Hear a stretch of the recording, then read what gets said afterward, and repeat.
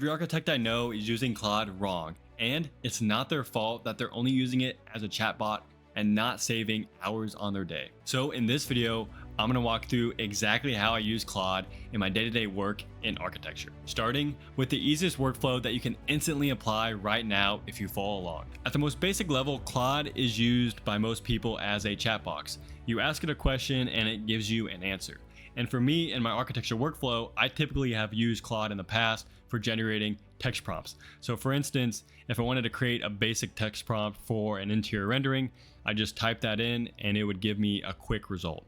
And so this is something I can copy and paste into Nano Banana or any other AI image generation software and get an interior rendering output. I still spend like 10 to 15 minutes going back and forth in the chat trying to fine tune the rendering because typically the first generation isn't exactly what I wanted. And so it gives me a chance to kind of go back and forth. But after 10 to 15 minutes of that, although it doesn't seem like a lot of effort, it definitely is draining and it's definitely a waste of time as well. And so that led me to creating a prompting guide, which you can find in the link in the description below for free, breaking down into different use cases, text prompts that fit those instances. So for example, if I wanted to create a rendering from a 3D model screenshot, I want to have the structure to maintain the alignment and the massing of the 3D model while still having the flexibility to adjust the program, the orientation, and the style. Now, if I were to use this text prompt, I would still have to change each different segment of the prompt depending on the project that I wanted to create. How we can use Claude to make this workflow a lot faster is we want to create a skill. So I've copy and pasted that prompt, and then I want to create a skill that helps me create custom prompts for image generation for each project. I want Claude to ask me clarifying questions to ensure it has everything it needs, and then convert it into a detailed JSON prompt, which gives you a more accurate instruction-based prompt. And so now Claude creates the skill, and as you can see here, it gives a detailed description of basically the process it's going to go through to create that skill. It's broken down those different categories into steps. So it's going to ask me questions, qualifying questions essentially, based on each of those categories of program, orientation, style, and materials. And so let's go ahead and actually test this out for a specific use case. Now, this time I ask it to create a text prompt for an interior rendering. This is the result. So as you see here, it starts to ask me, okay, what type of interior space do I want? I'm going to go with a residential living space. And then it asks for the style, it asks for the lighting and mood. And so you just continue this process through each of the 6 steps, and it really gives you a more detailed understanding of how this prompt is coming together. So obviously there's some generic answers that are typically used for each category, but it also gives you the ability to customize it depending on what your project is. And make sure you stay until the end because we'll actually use this text prompt later in the video to create images within Claude. Creating a skill for text prompt is just one way you can start to optimize your workflow for repetitive tasks. Next up, I'm gonna go over something I actually did today at my job that I found extremely helpful. It saved me a ton of time because, as you know, punch lists are very extensive and take a lot of time to sift through. So I had an Excel spreadsheet of the punch list that was compiled by the contractor, and I also brought in some of my own punch list items that I documented. But ultimately, I need to create a Word document of all these punch list items, broken down into the floor and segment, the room number, and then have a description with a subdescription. And so I wrote down the organization strategy that I wanted in the format, as well as I need to make sure that it's all in Arial. There we go. So let's generate the punch list Word doc. Here we are. We have our Word doc and we have the punch list separated into floor 1, segment A, and then we have the different segments, and then we have the room number, the description, the subcategory. Gave me exactly what I wanted, broke it down into priority and the status, and basically everything that I need. But I see a lot of repetitive punch items like, paint touch-ups and fixing ceiling tiles. So next up, I'm going to have it separate all the repetitive punch items into a general notes category. So now we have a list of general notes with reoccurring items that occurred more than 4 times. It gives us the room and the segment as well, a part of those items and where we can find them. So we have some baseboard gaps at the wall junction that have caulking required. There's duct insulation that's exposed, the faucets are dripping, and some interior glazing is scratched. So whenever you have a lot of information, you can just bring it into Claude to synthesize it so that it's more manageable for you to understand and interpret. You're not having to spend hours, one, formatting, and two, digesting pages of information. All that being said, I still went ahead and double checked the punch list that Claude synthesized and all the information that the contractor and I had documented as well, just to fact check and make sure everything was 100%. Next up, I want to create a feasibility study within Claude. So I've identified the site, West 59th Street, across from Central Park in New York City, where I want to create a 100-story apartment development. So I'm going to go into Claude and copy and paste the requirements and the brief that I want. And because this is more of a research-based prompt, I'm going to go in and change the model that I'm going to use from Sonnet to Opus 5. And then after that, I'm going to actually turn on the research feature within Claude, which I don't recommend using unless you're going in for some deep research, because it does take a little bit more time to generate.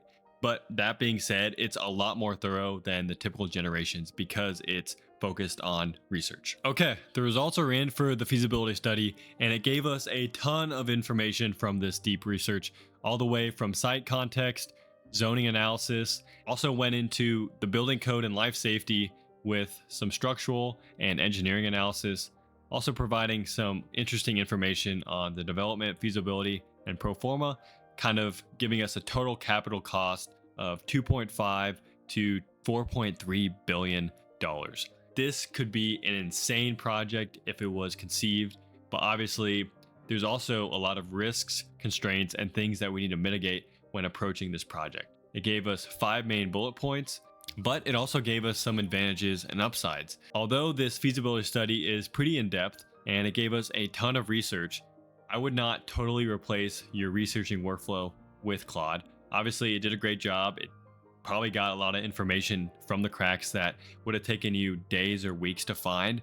But when it comes to building code, life safety, and zoning requirements, because although Claude is probably getting its information sourcing from the International Building Code, that being said, you have to make sure it's up to date with the current city requirements that you're using. So obviously you can go and research, okay, in my city or jurisdiction, we're using the 2018 IBC, and then you can have Claude reference that. I would still go ahead and do some of the research yourself because you might find things that you miss. And also it's a learning opportunity for you, especially if you're a young designer, understanding those building codes and doing that research. Although it may take some time and some effort, and it's not as easy as searching it up in Claude, it can still help you craft your design skills, understanding height limits, setback restrictions, and things of that nature. So we've already gone over 3 things within Claude that have probably saved you hours if you were to implement them into your workflows. But if you want to save even more time, in my school community, I've already created in-depth tutorials that go step by step on those processes, not only to optimize your workflows, but also get the best results when it comes to renderings, presentations, and workflows. So if you want to check that out, click the link in the description below. Creating 3D models has never been easier than now using Claude. And so in this project, I actually brought in a couple reference images of the different styles and spaces that I was looking for. So for instance, here's a kitchen reference as well as a living room reference image as well. And then I brought in a JSON text prompt that really gave a lot more detailed structure of what I wanted, going into the materials, the program, the different relationships of the elements in the space.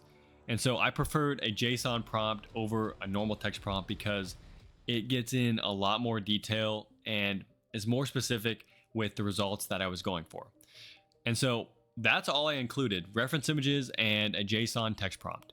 And then from there, Claude took over and generated this 3D model. And I've already gone over on my channel 2 videos of how I actually went in depth and created these 3D models from Claude and other AI tools. So make sure you check those out.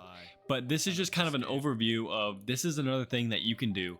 But some of the things that I took away from this workflow are it applied materials really well to what I wanted, and also organized elements into different layers when you brought it into SketchUp or Rhino. And so I thought that was pretty helpful. Obviously, this is still in its preliminary stages, but I still find it could be helpful, maybe generating furniture, generating site context, things that are more cut and dry, that aren't as design and creative oriented. But now let's move on to actually creating images within Claude. And I know you're thinking, wait, that's not possible. Claude is more of like a code-based program. Well, we can actually use plugins and integrations to make this work.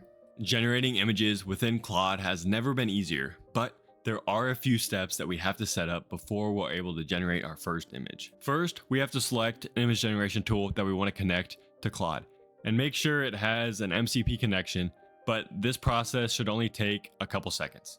For this demo, I'm going to use OpenArt's MCP that allows us to create images and videos within Claude. So now we're going to connect OpenArt to Claude. So we'll go to Settings, Connectors, and then Add Custom Connector. And so in the second step on the web page, you can copy and paste that URL and bring it in to Claude, and then you can give it a name, and that's basically how you set up the connector. I already have my connector in the apps, and we can get started now. Obviously, you have to have an OpenArt account for it to work with a certain amount of credits before integrating it into Claude.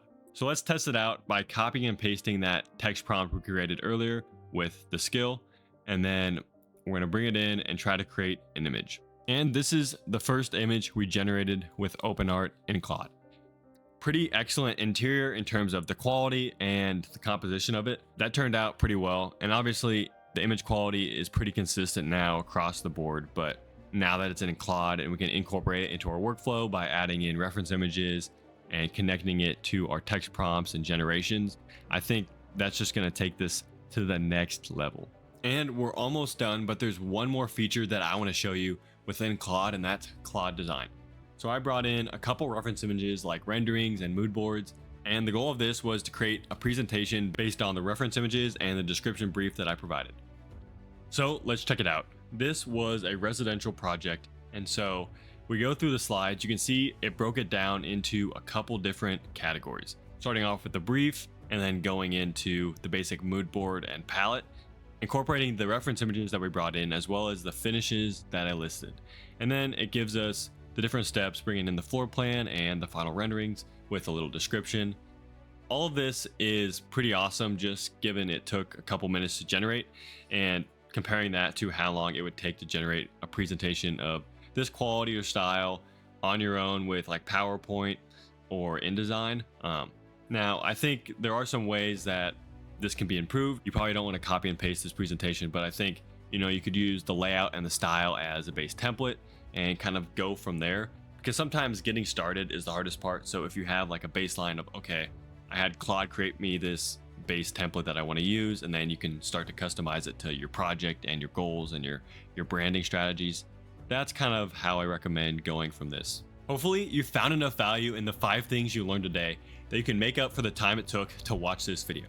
And if you want to take your AI skills and knowledge to the next level and want to create renderings, presentations, and workflows that save you so much time you don't know what to do with it, then I recommend you join my school community below, where we do exactly that. So I'm excited to see you there. Thank you guys for watching, and welcome to the grind.